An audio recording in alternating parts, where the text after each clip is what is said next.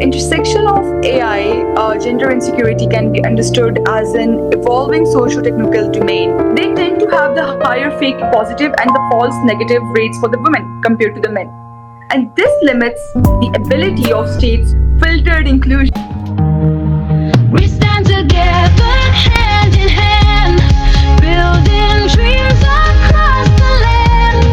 I light the way to show the path where hope and love will grow. Good evening, everyone, and welcome to Empowering Youth Economically, a flagship program of HYIERI Australia, proudly supported by its UK Centre. HYIERI acknowledges the traditional custodians of the land on which we operate. I'm Jayatri Gunaratna, your host for today's program. Today, we bring you a powerful conversation at the intersection of innovation, policy, and inclusion, where the future of our economies are being shaped. At HYIERI Australia, we are committed to fostering youth leadership, advancing research-informed dialogue, and creating pathways for inclusive economic growth across regions from Australia to South Asia, ASEAN, and beyond. Tonight, we are joined by Muskan Moazzam,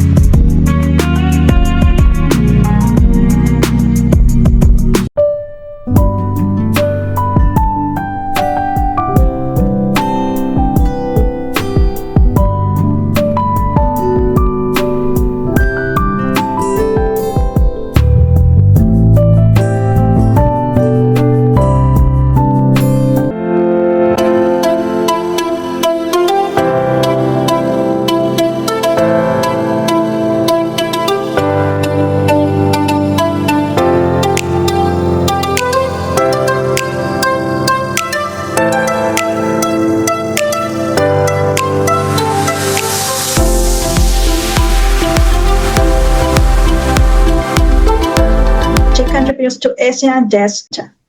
She has completed her MPhil in Defense and Strategic Studies with a research focus on the intersection of artificial intelligence and gender security, an interesting field. Her experience spans from key policy institutions, including the Ministry of Defense, ISPR, and the Ministry of Foreign Affairs, where she has worked on strategic communication, policy analysis, and international relations. Beyond her institutional work, Muskan has an extensive research and publication record, having authored more than 10 research papers and 50 to 60 articles on contemporary issues in security, technology, and gender.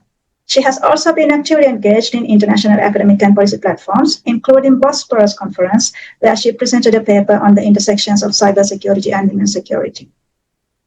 Muskan's work reflects a consistent commitment to bridging research and policy, particularly in addressing the women, peace, and security agenda, disarmament, and inclusive approaches to global governance. Muskan, welcome to the program today. It's a pleasure to have you here with us.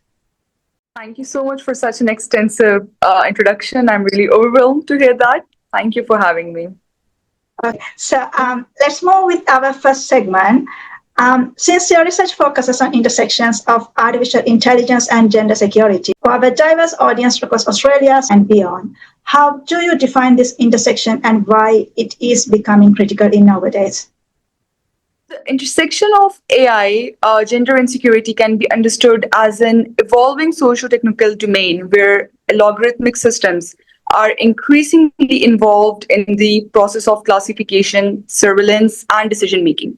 What is important here that AI does not operate in isolation, but it is embedded within the existing security architectures. And it is actively reshaping the visibility, the risk, the vulnerability, and the identity, especially if we talk about the gender, that how they are constructed. And from my research perspective, particularly, I've worked on the facial recognition technologies and emerging technologies. So we see that these systems are deeply implicated in reproducing structural inequalities. For instance, the empirical evaluation, such as those conducted by NERST or any other independent institutions, studies, they have continuously shown the higher error rates in the facial recognitions for women especially. For instance, the women of the dark tone, the women of the light tone, and even in the policing database, broader control system, or the public surveillance infrastructure. This becomes critical, miscalculations and not just being a technical error. And it can often lead to the wrongful identification, increased surveillance scrutiny, or exclusion from the mobility systems. So, in that sense, AI becomes a part of the broader security logic where gender is not neutral, it becomes a variable that is differently processed by the system. And this is why I see AI not as a technological shift, but as a transformation in how the security itself is operationalized. You spoke about the risk and ethical concerns when it comes to AI and gender. But before I move into that topic, since we are focusing about the economic empowerment in our discussion today, I would like to ask the second question about the youth economic empowerment. So how can AI serve as a tool to economically uplift young women rather than reinforcing these existing inequalities? How do you think about this question? So basically, AI is often presented as an equalizing force in the global economy, particularly for the youth. And there are some truth that in terms of the expanded access to the global labor markets and the digital labor markets, and the remote work platforms and the automated entrepreneurial tools. For young women, especially in developing countries, AI-enabled platforms can reduce the traditional barriers to enter in certain sectors. But there are some different limitations as well. For instance, the key analytical point is that AI simultaneously restructures the labor market in ways that can reproduce or even intensify the inequalities if, like, they're not carefully governed. For instance, the algorithmic hiring systems or the automated screening tools, they can embed the historical biases which are present in the training data. There have been documented cases where the recruitment algorithms unintentionally downgrade the CVs associated with the women due to their proxies as career breaks or the gendered patterns in the prior hiring data. So this case study means that the economic empowerment through AI is not simply about access to the tools like freelancing platforms or the digital training, skills training.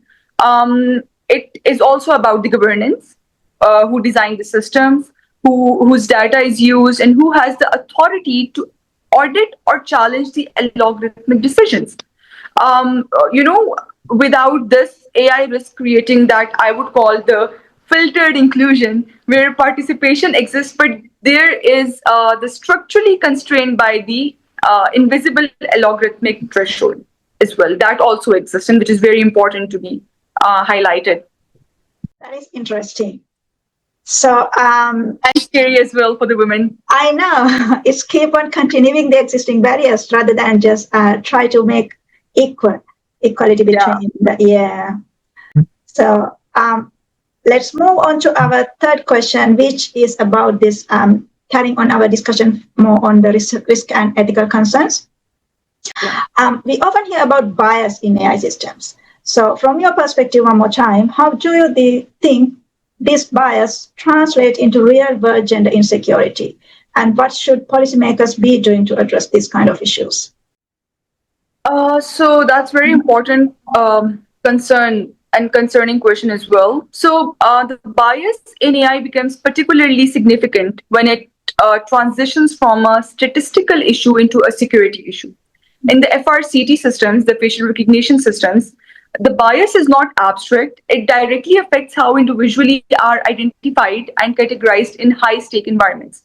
To give a concrete examples, the studies have shown that, I'll be giving the answers as per my research. So the FR systems, they tend to have the higher fake positive and the false negative rates for the women compared to the men. And it is also used by the countries in order to target the marginalized communities. For instance, it has been used by India as well to basically they can identify the hijabis women, and that has been enlisted in the documented documents, as well as Sri Lanka to target the Tamils. So in the real world terms, this can result in the misidentification in the surveillance system used by the law enforcement and in airport security screening. A false match can lead to someone being flagged for the investigation delayed or subjected to the additional scrutiny without justification. So what is important here that these systems, they often operate with a high degree of institutional trust, meaning their outputs are rarely questioned in practice.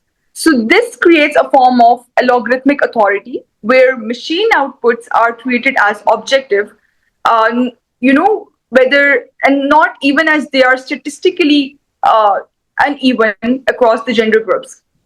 And from I think the policy standout, I think that this issue is just not improving the fairness metrics, but fundamentally questioning whether like such systems should or should not be deployed, particularly in the high risk domains like policing and the biometric surveillance. That's interesting explanation to the how this real world gender insecurity and the AI bias is translated into practical situations, and how policymakers take the advantage or take the use of it to rather more discriminate women, I would say.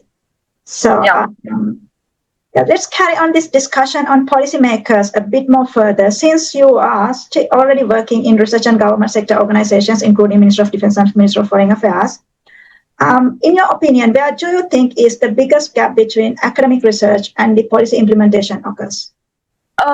The gap between the academic and a policy implementation in the AI governance, in my humble opinion, primarily is epistemic and institutional.